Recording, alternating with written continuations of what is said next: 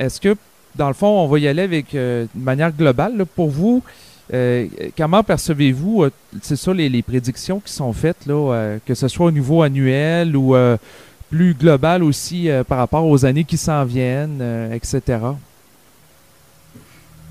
Alors, le problème de la prédiction, c'est un problème très simple. La prédiction s'établit sur plusieurs niveaux. Le premier niveau, c'est que la prédiction est lue comme étant la lecture de la programmation. Soit c'est une programmation personnelle, soit c'est une programmation qui va être nationale ou mondiale. L'individu qui va pouvoir avoir accès à une lecture de sa programmation, ou de cette programmation, ce qu'on pourrait dire mondiale ou nationale plutôt, c'est ce qu'on va lui permettre d'annoncer pour préparer les gens.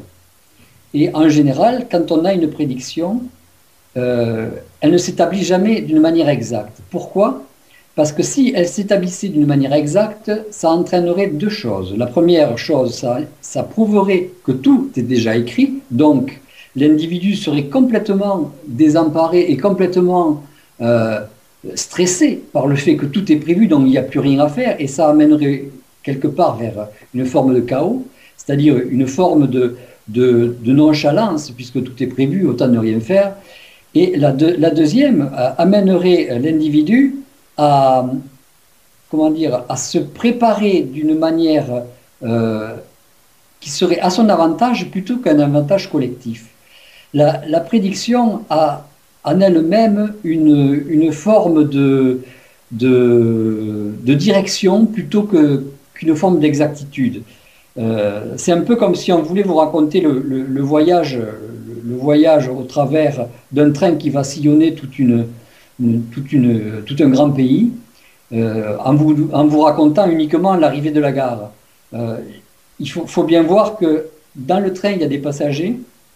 Ce train peut tomber en panne, ce train peut avoir des problèmes, et les voyageurs peuvent être récalcitrants ou agressifs. Les prédictions que l'on peut faire sont intéressantes parce que dans la mesure où on fait une prédiction, généralement, c'est quelque chose qui ne va pas se passer. Donc, c'est un petit peu comme un phénomène éliminatoire. Et on peut dire que les meilleures prédictions sont celles qui n'ont pas été prévues et celles qui n'ont pas été prédites parce que ce sont celles qui sont sûres d'arriver. C'est assez paradoxal. Et je me suis aperçu de quelque chose comme ça au travers des contacts. Quand on leur demandait quelque chose, ils nous donnaient l'orientation, mais ils ne nous donnaient jamais l'exactitude de l'événement. Alors, parfois, on peut leur demander exactement l'événement, mais l'effet est tellement choquant où parfois on n'arrive pas à avancer vers cet événement parce qu'il se met en nous une sorte de retenue qui est plus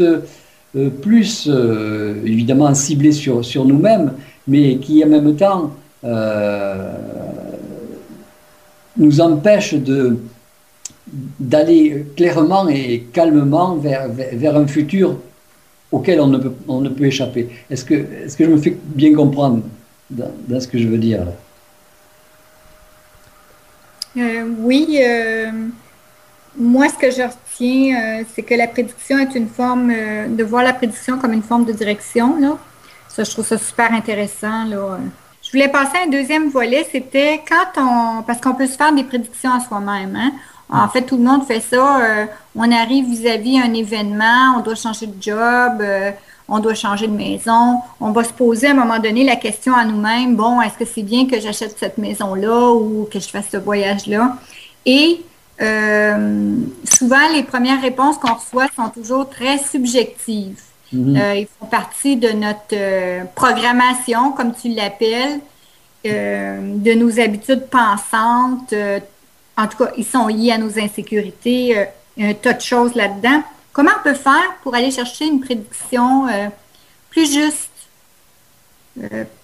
Alors, il y a une chose je vais vous raconter ça sous forme d'un petit exemple, là, parce que pour interroger par rapport à une prédiction, J'avais eu une proposition de trois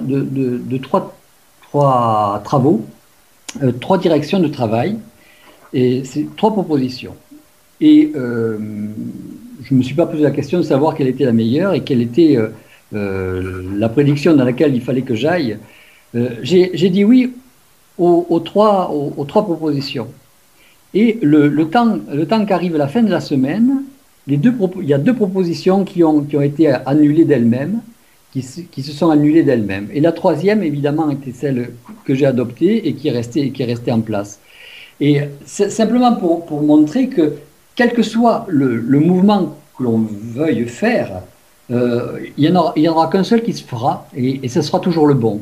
Et ce sera toujours le bon, non pas le bon parce que ça sera bon pour nous, mais ça sera souvent une bonne expérience pour nous. Et quand on dit bon pour nous, c'est généralement que ça va être un petit peu difficile pour nous.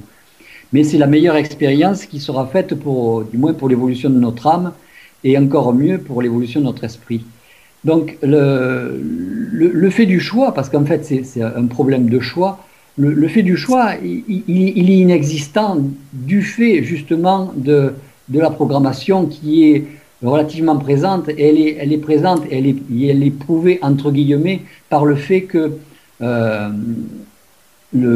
on peut la voir un petit peu en avance. Alors comment on peut avoir une vision de ce qu'on peut faire? C'est sa projection, se projeter dans cet événement et commencer à monter cet événement.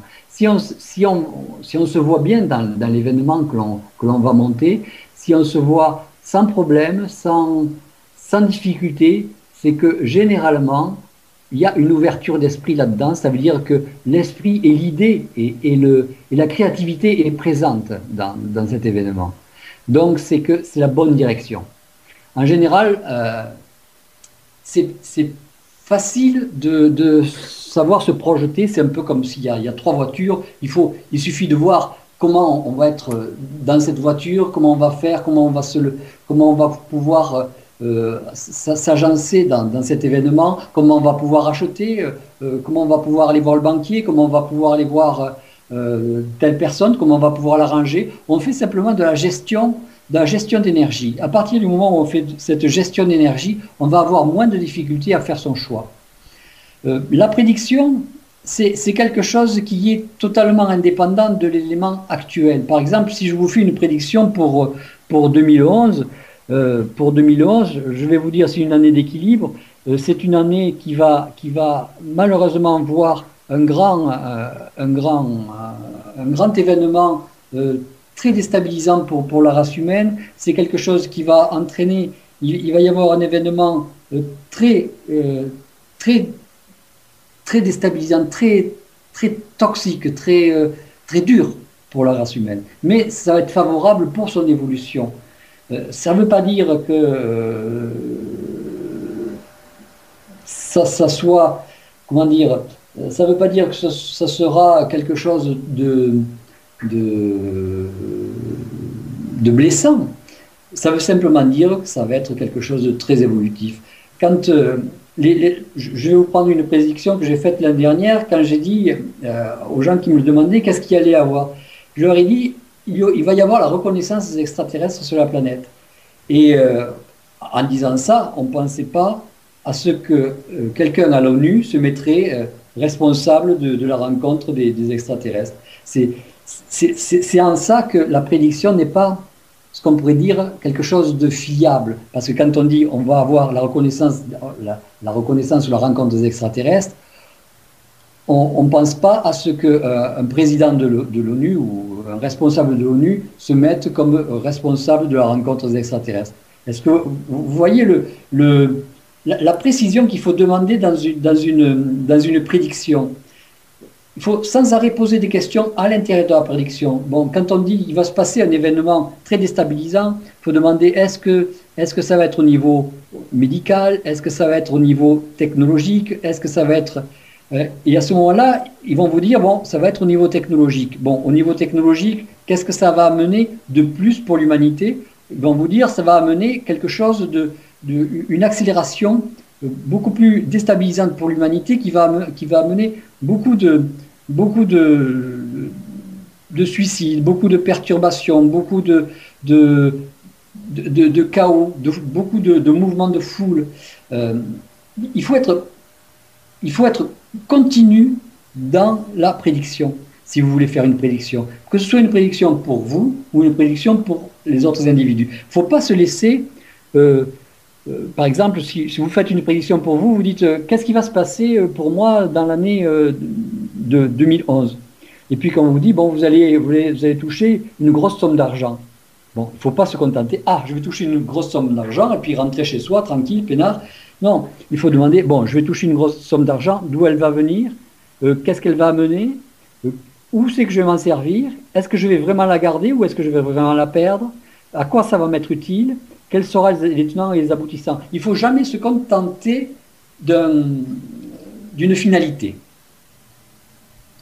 C'est ce que je peux donner comme astuce si on veut se faire ces prédictions. Une chose, Jean-Luc, que je trouve aussi intéressante dans tout ce que tu nous disais, c'est qu'on se questionne pour rien.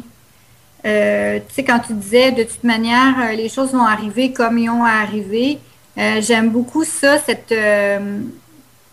que tu apportes, qu'on se questionne pour rien, que même si on est face à 3 choix, qu'à la fin, il y en a 2 qui vont sauter par eux-mêmes. Ça, c'est vraiment... on fait beaucoup d'overtime pour rien, là. On perd beaucoup de temps avec notre pensée. Tout à fait. Ben, souvent, les gens se cassent la tête, justement, là, quand ils sont confrontés à des choix, que ce soit au niveau du travail, amoureux ou peu importe, ou acheter une maison. Donc, en lien avec ce que vous dites, c'est que dans le fond, ce qui est arrivé va arriver, puis on n'a pas à... Dans le fond, est-ce que ça revient à dire qu'on a tout simplement à se laisser porter par la vibration ou notre intuition pour faire ce qu'il y a à faire?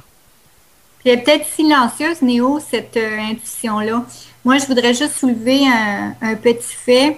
Quand j'organise des événements, quels qu'ils soient, je remarque que tout ce que je peux penser, ça m'amène à douter de mes actions à travers cet événement-là ou à faire naître un enthousiasme qui n'a pas à être là non plus. Parce que du fait que j'enregistre, parce que là, j'ai pas les bons mots, là, mais ce que je veux dire, c'est que c'est comme quand tu es jeune et tu vas rencontrer un garçon, là, c'est un exemple. Puis là, tu es tout excité, puis là, tu t'imagines plein de choses, mais c'est absolument pas ça qui va arriver, tu sais. C'est comme, en dehors de ça, de tout ce qui se passe, que ce soit l'enthousiasme ou des doutes, il y a comme moi, j'écoute en arrière de la pensée, il y a comme un silence. Puis c'est dans l'écoute de ce silence-là que je suis capable de faire la lecture de la vibration de l'événement que je suis en train de mettre en place. Tu me suis, Jean-Luc? Ah ouais, absolument. Puis je trouve ça intéressant d'apprendre à écouter ça plutôt que d'entendre des pensées me suggérer plein de trucs par rapport à l'événementiel. Ouais.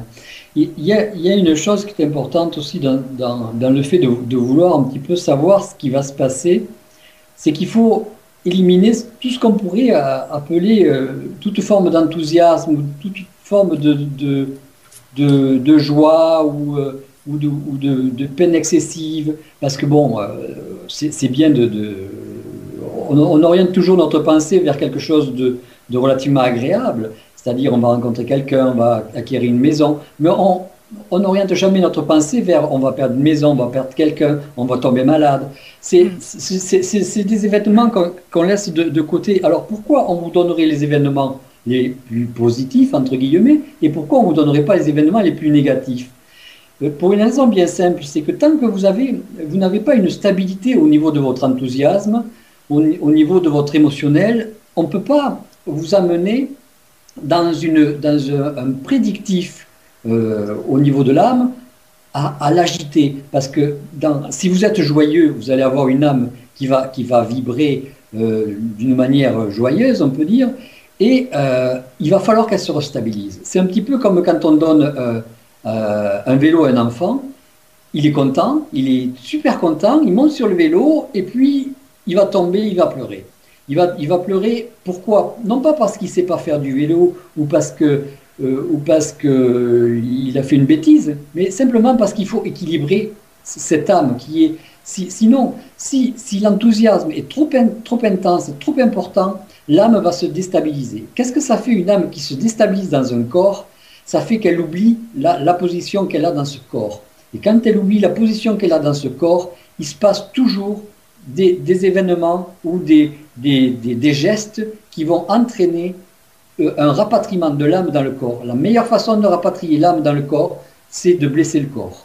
C'est dur, mais c'est très efficace. Ça coupe l'enthousiasme, ça permet que toute cette énergie qui a été développée, qui est partie un petit peu à l'extérieur, soit rapatriée et soit remis en place pour être recollé et restabiliser l'individu.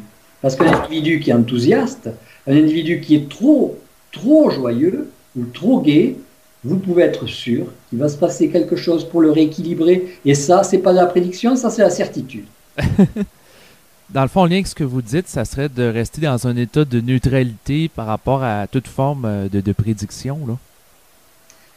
Si vous voulez que votre prédiction soit la plus précise possible, c'est en être complètement détaché. Et d'ailleurs, c'est pour ça que c'est plus facile de prédire quelque chose pour quelqu'un que de le prédire pour soi. Aussi, j'aimerais aborder avec vous concernant le sujet des prédictions, parce que je sais que beaucoup de mes auditeurs et auditrices sont préoccupés concernant les prophéties qui entourent, entre autres, la date du 21 décembre 2012. Et je serais curieux de vous savoir comment que vous voyez la chose, vous, personnellement. Ben, concernant le 21 décembre 2012, moi, je suis très serein, dans la mesure où si il y a quelque chose qui me paraît, à mon avis, évident. On n'a pas mis en place un initié, on n'a pas mis en place tout un système mental d'évolution, toute une nouvelle évolution pour l'humanité, pour la détruire un an après. Ça paraît complètement ineptique, ça paraît complètement inintelligent. Ça voudrait dire que les plans sont totalement inintelligents à avoir produit quelque chose pour justement l'annuler juste après. Il y a quelque chose de totalement stupide là-dedans. Donc, quoi que ce soit qui arrive en 2012, peu importe, c'est totalement bien contrôlé, c'est totalement bien établi, que l'objectif soit de réunir les races, ça c'est un autre problème. Le fait de 2012, à mon sens, ça va accoucher d'une souris. Quand je dis ça va accoucher d'une souris, ça veut dire que la perturbation ne sera pas une fin du monde, loin de là. Ce sera éventuellement un début de quelque chose. Et quand je leur avais demandé qu'est-ce que c'est qui serait le plus grave en 2012, ils m'ont dit ça sera la fin. Attendez, je suis obligé de redemander. Ça sera la fin des programmeurs, des programmeurs de vie. Et je ne voyais pas ça comme quelque chose de grave, mais effectivement, une fin de programmation, c'est une fin d'orientation et d'organisation. Et donc une belle pagaille. Une belle pagaille qui va être obligée d'être restabilisée et d'être remise en place par les individus eux-mêmes ou par d'autres individus que l'on ne connaît pas encore. Donc, autrement, la fin des programmeurs, excuse-moi Néo, la fin des programmeurs, qu'est-ce que ça veut dire, Jean-Luc? Disons que, vous savez qu'avant de descendre dans votre corps, vous avez des gens qui, en accord avec vous, sont d'accord pour vous programmer une vie, pour vous programmer une orientation.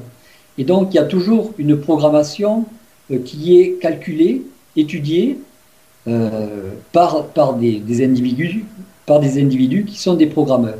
Vous avez de temps en temps un programmeur qui descend, c'est souvent un champion d'échecs qui peut donner la meilleure image d'un programmeur. Ce sont des gens qui, à l'intérieur de leur mental, sont habitués à organiser tout un tas de systèmes pour en arriver rien qu'à un seul but au travers de plusieurs accidents.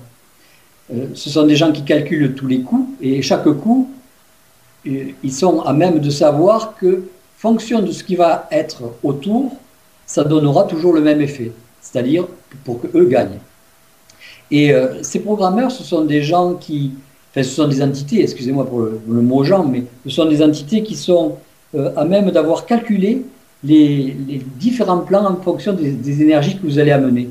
Quand vous descendez sur la planète, vous êtes bridé, un peu comme quand on bride une voiture pour éviter qu'elle ne dépasse les 300 à l'heure, ou les 200 à l'heure, ça dépend. On va brider son mental de façon à ce qu'il ne soit pas trop intelligent. On va brider son émotionnel de façon à ce qu'il n'ait pas trop d'émotionnel pour telle vie et telle organisation. Quand vous développez votre mental au travers du supramental, vous apercevez une chose, c'est que on vous débride. Mais ce que l'on débride, quand on débride l'émotionnel, vous apercevez que vous avez perdu votre émotionnel. Non pas que vous l'avez perdu parce que vous aimez personne, mais vous l'avez perdu parce que vous n'avez plus le goût de vibrer de l'énergie pour rien, de faire partie de l'énergie pour rien. Cette énergie, vous la trouvez totalement inutile et fatigante de vibrer cette énergie pour rien. Donc, vous avez perdu cette faculté, on pourrait dire, cette faculté humaine ou cette petite épine humaine à vous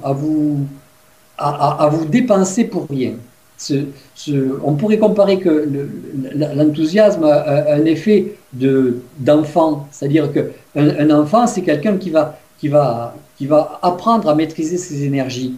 Et quand vous avez des adultes qui sont en fait de grands enfants, et ça c'est alors que les enfants seront des petits adultes, mais on se retrouve tous, tant qu'on est dans l'émotionnel, dans l'état d'adulte. On n'a pas grandi, ou alors on est dans l'état d'adolescent. Et vous avez beaucoup de femmes qui sont adolescentes et qui n'arrivent pas à passer à l'étape de femme, parce que justement, elles n'ont pas encore perdu cet état d'enthousiasme, cet état d'agitation inutile que beaucoup de races étrangères aimeraient bien comprendre, le pourquoi de cette dépense d'énergie inutile.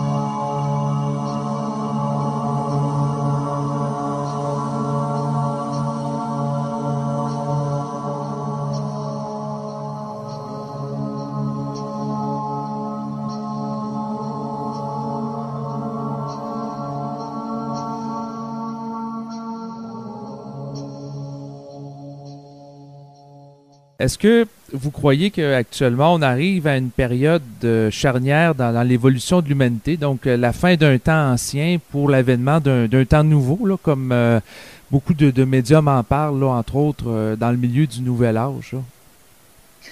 L'événement, là, plus ça va et plus les choses vont s'accélérer. Ça, c'est une chose qui est sûre, mais plus les choses s'accélèrent et moins il faut que l'individu ait accès à comment dire, à sa mémoire. Parce que la mémoire, c'est une énergie qui est cristallisée, et vous remarquerez que chaque fois que vous avez besoin de réactiver votre mémoire, vous perdez de l'énergie. C'est-à-dire, si vous pensez à un événement de passé, vous allez insuffler dans cet événement assez d'énergie pour le refaire vivre dans votre mental. Et le fait de le refaire vivre dans votre mental vous oblige à dépenser une énergie qui aurait pu être utilisée autrement, et vous perdez en même temps votre temps et votre énergie à refaire vivre cet événement. Un événement passé, c'est un événement qui a servi, c'est un événement qui a été utile, c'est un événement qui n'a plus de raison d'être dans la mesure où vous n'en servez pas du point de vue professionnel. Il faut essentiellement continuer dans une voie d'être un petit peu chronophage, être un petit peu dévorer un petit peu votre vie et votre événement futur et présent, plutôt que de revivre votre événement passé qui va toujours vous faire souffrir. Un événement, quel qu'il soit, une mémoire, quel qu'il soit, sera toujours douloureuse. Elle ne sera peut-être pas douloureuse maintenant parce que c'est un événement joyeux, mais bon, imaginez que vous vous rappelez de la fois où vous avez rencontré votre femme. Vous êtes très content, vous vivez cet événement comme quelque chose de bien, comme quelque chose de glorifiant pour vous-même. Et puis, voyez-le dans 20 ans, vous aurez perdu votre femme. Quand vous vous rappellerez ça, le moment où vous l'avez rencontré, vous allez vous apercevoir que c'est un événement douloureux, que c'est un événement que vous désirez oublier, parce que c'est un événement qui vous fait trop mal. Et tous les événements qui ont bercé votre jeunesse comme étant quelque chose de très joyeux, avec le temps, ça va devenir quelque chose de très pesant et quelque chose de très douloureux. Donc, il faut essayer, dans la mesure du possible, si c'est pas trop déstabilisant évidemment, de vivre au lendemain, de vivre au présent et à ce que vous pouvez rencontrer plutôt qu'à ce que vous avez rencontré. Est-ce que ça répond à votre question? En fait, c'était plus dans l'ordre plus global, là, en ce sens qu'il y a beaucoup de prophéties sur l'époque actuelle, où ce qu'on parle que c'est la fin des temps ou la fin du temps des nations, ou qu'on va assister à un temps nouveau, là, donc une nouvelle ère, un nouvel âge. Et c'était de voir un peu si, par rapport à ça, comment que vous, personnellement, vous voyez la chose, là. Disons que le futur de l'humanité va vers l'unité. L'objectif, c'est de rentrer dans un système unitaire. Le système des guerres intestines, c'est quelque chose qui va devoir s'annihiler. Le fait d'avoir plusieurs langages, c'est un phénomène qui va s'annihiler. Il faut que l'individu et que l'homme en arrive à un phénomène totalement unitaire. C'est-à-dire que il faut que l'individu puisse communiquer avec quelqu'un qui n'est pas de son langage, avec quelqu'un qui n'est pas de sa race, parce que ce qui va en tirer, c'est une nouvelle forme de connaissance, mais une autre forme de conscience de vie. Et ça, c'est l'avenir de l'humanité. Ça, c'est l'avenir de l'humanité. Parce que qu'est-ce qui va se passer? Vous êtes sûrement au courant de la fameuse société qui produit des ultrasons ou des ondes ultrasonores dans les musées, et vous vous mettez devant une pièce de musée, et on vous raconte exactement ce que c'est cette pièce, et il n'y a personne autour, et il n'y a pas de haut-parleur qui vous parle. Ça parle à l'intérieur de votre tête, un petit peu comme si c'était un contact ou un double qui vous parle, mais c'est simplement une onde ultrasonore qui interfère avec votre crâne et qui vous parle. C'est ce que va donner la future humanité. On va bientôt parler comme ça. C'est sûr que ça sera choquant, mais quand vous aurez besoin de parler avec un Chinois, moi je ne comprends pas le chinois, mais quand vous parlerez avec un Chinois, que vous allez parler au travers de ce transducteur d'énergie, il va pouvoir vous répondre et vous comprendrez ce qu'il va vous dire. Ça sera un véritable progrès. Ça sera une véritable unité pour l'individu et pour la race. C'est là-dessus. Si on veut développer une race entière, humaine, et confronter des races qui ne le sont pas, ou des races qui ne sont pas automatiquement toxiques comme on pourrait le penser, mais qui sont simplement en recherche, il va falloir faire une forme d'unité, une forme de poids, une forme de cohérence et de continuité dans notre mental.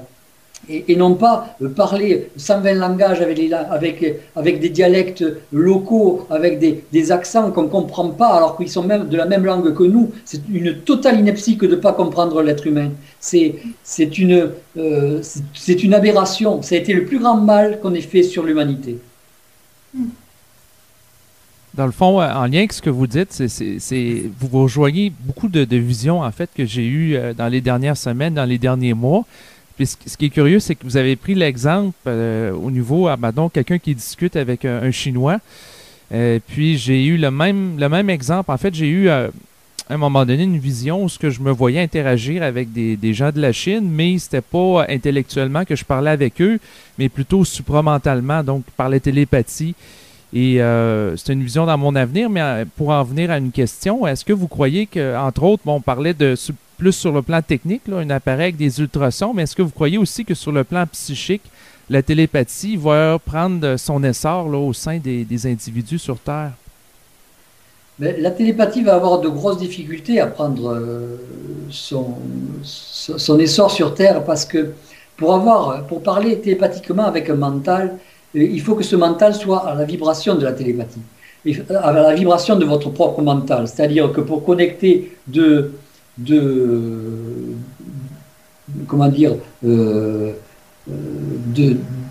électricités, il faut que cette électricité, il faut que d'un côté il y ait le récepteur, de l'autre côté l'émetteur, et inversement, mais il faut qu'ils aient tous les deux le même voltage. Si vous vous branchez avec une centrale atomique et que vous branchez votre rasoir électrique sur la centrale atomique, il y a de grandes chances pour que le rasoir grille.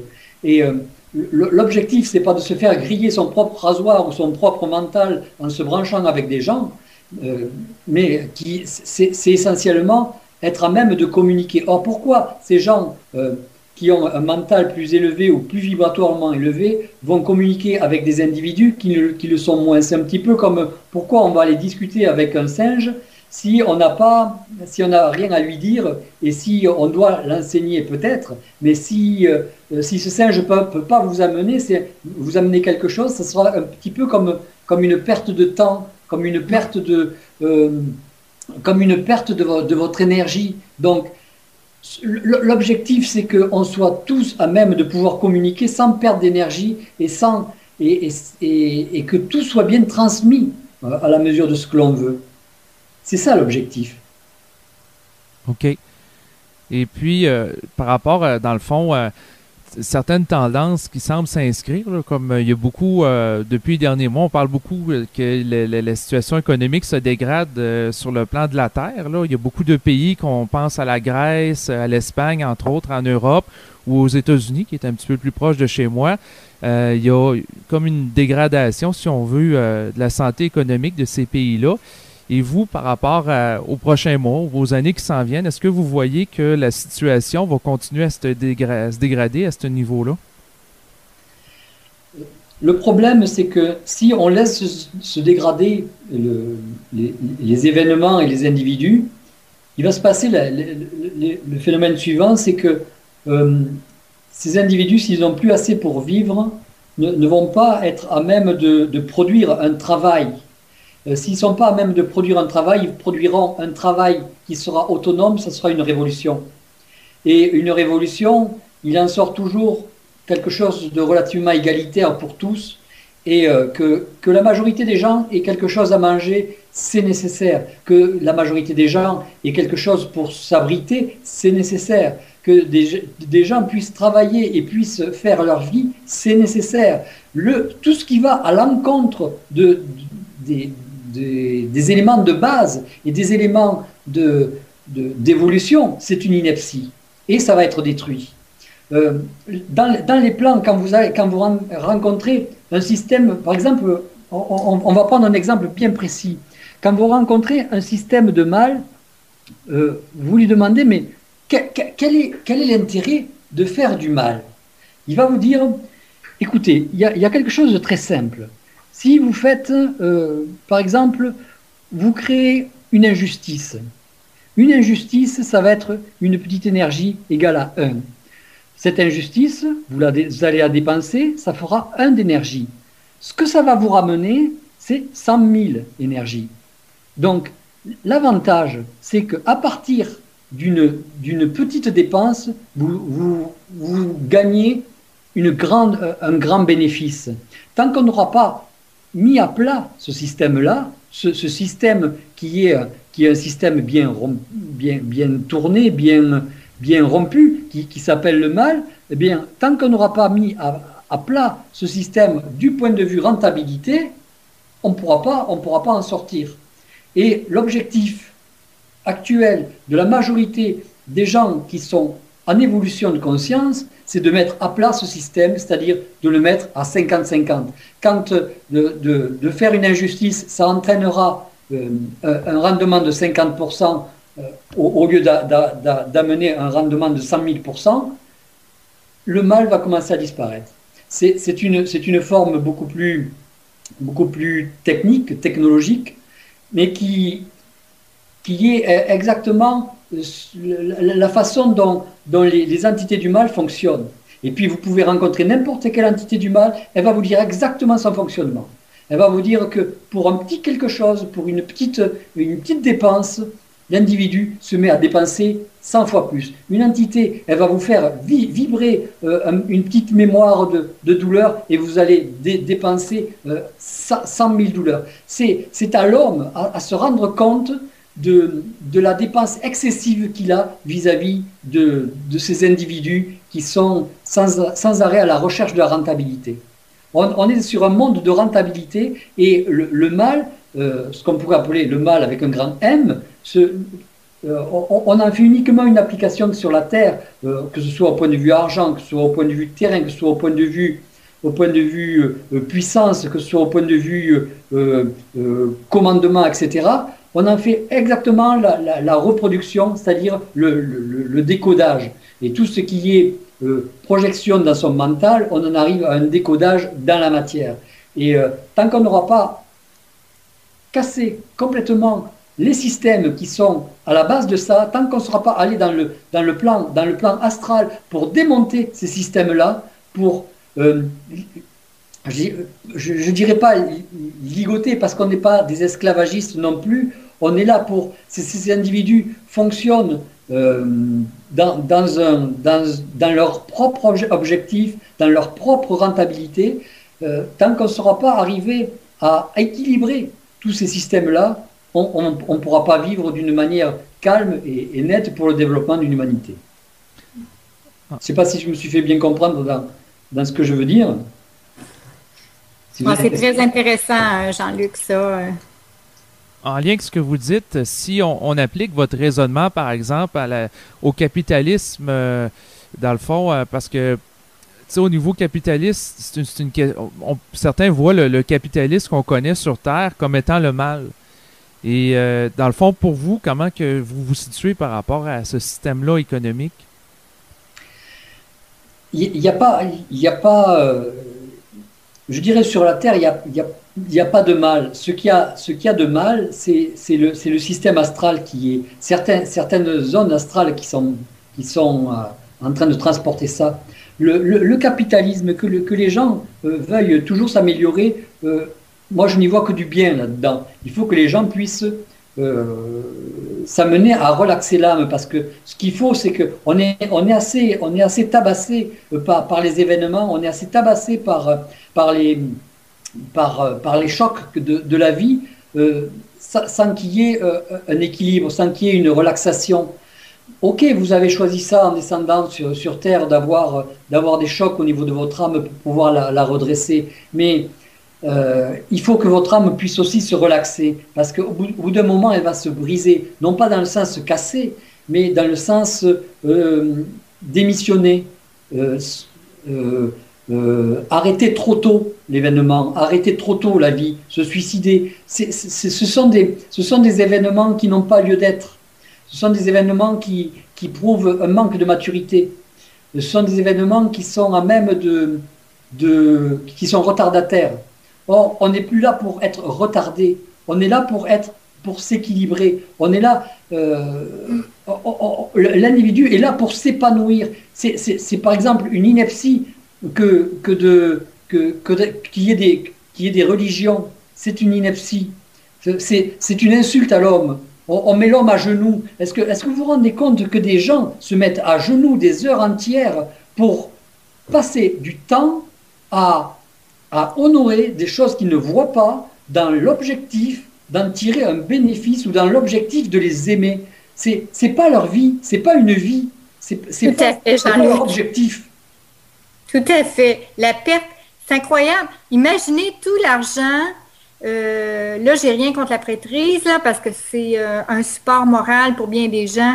Mais disons que si je regarde ça dans mon œil, et si on prend tout ce temps-là, le temps des messes, le temps des prières, et qu'on prenne ce temps-là et cet argent-là d'investir, parce que le temps, c'est de l'argent, et qu'on aiderait à des causes même humanitaires en investissant cette énergie-là à l'intérieur de ces causes-là. C'est incroyable comment ces mêmes gens-là qui veulent le bien de l'humanité pourraient faire avancer les choses. Mais rendez-vous compte d'une chose, c'est qu'on ferme les églises à des gens qui ont besoin d'abri. C'est une ineptie, alors que dans les critères même de la religion, c'est d'accueillir les pauvres. Or, les gens ferment les églises. Ils devraient prendre chaque pierre de l'église et construire quelque chose pour quelqu'un et détruire ces églises-là. Non pas dans le sens de détruire ce qui a été créé, c'est pas ce que je veux dire, mais permettre à ces gens que si vraiment ils voulaient faire en sorte que la religion soit crue, mais qu'elle soit appliquée. Or, elle n'est pas appliquée. On veut appliquer des dogmes à des gens qui n'ont plus les moyens de manger. Il y a les restos du cœur. C'est complètement aberrant de faire des restos du cœur et puis de demander d'empêcher les gens d'aller s'abriter, d'aller s'épanouir. Il y a quelque chose qui ne va pas là-dedans, au point de vue à la base. Et ça, il faut le chercher au niveau astral. Et parce qu'au niveau astral, vous allez trouver les déséquilibres. Et les déséquilibres, ils sont maintenus en permanence pour produire cette énergie astrale. Parce que le jour où il n'y aura plus de production d'énergie astrale à ce niveau-là, vous aurez la fin du déséquilibre mondial. Que ce soit du capitalisme, du socialisme, peu importe, il faut que les gens puissent à un moment donné être heureux dans leur être. Quand je dis heureux, stabilisé, c'est pas être heureux ou malheureux, c'est être stabilisé dans leur âme. Quand l'individu comprendra par lui-même, pour lui-même, que son objectif, c'est son développement, il aura fait un grand pas au niveau de l'humanité et son esprit, à ce moment-là, va se connecter à lui et puis va faire en sorte de faire ce que lui, il veut faire. Est-ce que vous croyez qu'on se dirige justement vers la fin des religions? À mon sens, le jour où les gens vont s'apercevoir de ce que c'est que la religion, de qui est aux manettes de la religion, qui dirige les religions, il va y avoir un grand coup dans l'état religieux. Un grand coup dans l'état religieux. Parce que la religion, c'est bon pour certaines personnes qui ne sont pas encore stabilisées, qui ont un développement qui n'est pas encore à même d'être équilibré. Mais le jour où il n'y aura pas de religion, ce ne sera pas la fin. Ça sera à nous à les prendre en charge. Ça sera à l'environnement. Au lieu de leur donner du pain ou de leur donner un abri, on leur donnera de la conscience. Et c'est ça la véritable humanité. C'est pas une question de transfert de matière. C'est une question de transfert de conscience. Et quand on parlait de communication télépathiques au travers d'ultrasons ou de transducteurs. Comment pensez-vous qu'un individu qui va interférer avec vous, qui avait un certain confort, va pouvoir le vivre si lui n'arrive pas à manger? Il va vous poser un questionnement qui va réellement vous rentrer dedans de façon à être à même de faire que cet individu, il a parlé avec moi, je le connais, je vais l'aider. Vous comprenez ce que je veux dire? Et ce ne sera pas de l'aide d'un point de vue religieux qui va se passer, ça sera de l'aide au point de vue d'un état d'amour de conscience. C'est-à-dire que l'individu qui est en face de moi, je l'aide à se développer parce que cet individu va m'aider à se développer, à me développer avec son état de conscience. C'est ça qui va se passer. Et ce n'est pas un état matériel qui va amener l'individu à être mieux ou pas mieux. C'est votre besoin, vous, de développement qui va amener ça. Et imaginez que vous ayez des centaines de milliers d'individus qui soient autour de vous pour pouvoir être à même de rencontrer d'autres états de conscience. Ben vous serez très content d'avoir des gens avec qui échanger à ce moment-là pour pouvoir faire face à ces nouveaux états de conscience totalement différents des vôtres. OK. Le temps file et puis on va compléter l'entrevue bientôt. Dans le fond, en terminant, je voulais savoir, est-ce que vous aviez écrit des livres? Ben, le problème pour les livres, c'est que j'ai toujours commencé à écrire des livres, mais dès que je les relisais, j'étais obligé de rajouter des choses. Et au bout de la troisième lecture, je m'apercevais que c'était impossible d'écrire un livre parce que je rajoutais tellement de choses nouvelles à chaque fois qu'il fallait réécrire le livre. Pour moi, c'était quelque chose d'impossible. Okay. On aime mieux avoir des livres parlants, Jean-Luc, de toute façon. C'est plus interactif. Exactement, plus créatif, dans le sens que c'est toujours du nouveau. Ouais, c'est sûr que bon, avoir un appui. Alors, ce que j'étais en train de faire sur Facebook, c'était de donner des lois de vie, c'est-à-dire d'établir des lois qui sont immuables pour permettre aux individus de vivre le mieux qu'il faut, du moins le mieux que l'on peut, avec ces préceptes, entre guillemets. Ces fameux préceptes peuvent éventuellement remplacer ce qu'on pourrait appeler la religion. Je ne veux pas dire que je fasse une religion, c'est pas du tout ça. C'est simplement que ces orientations, comment dire, ces panneaux indicateurs, un petit peu comme je vous disais, le temps de l'action, comme je vous ai développé ça, ça va vous servir après à gérer votre vie en étant plus calme, plus relax, donc plus ouvert. C'est dans ça que c'est ce que je fais sur Facebook et peut-être que je mettrai sur le blog. OK. C'est merveilleux, ça. Donc, en terminant, pour tous les auditeurs, auditrices qui nous écoutent, je vais mettre en pièce jointe là, avec cette autre capsule les coordonnées là, de votre blog là, pour que les gens puissent le consulter. Là. OK, ben je mettrai à ce moment-là les lois de vie. J'essaierai de remettre tout ça en place parce que je ne sais pas où je les ai mis sur Facebook, mais je retrouverai. Parce que j'ai beaucoup de difficultés à réinstaller certaines choses sur le blog. Là, ça fait simplement, je dirais, une quinzaine de jours que je l'ai mis en place, donc je ne connais pas toutes les techniques. C'est pour ça que je vous demandais si ça y était encore, si les écrits étaient encore là. Oui. J'essaierai de mettre ça en place un petit peu pour les gens qui sont intéressés à regarder ça.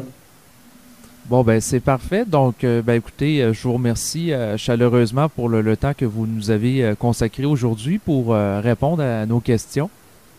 Et merci à vous de m'avoir écouté. Donc, ça a été un plaisir. Bon, ben donc à ce moment-là, on peut se dire à bientôt, éventuellement, là, pour faire d'autres capsules.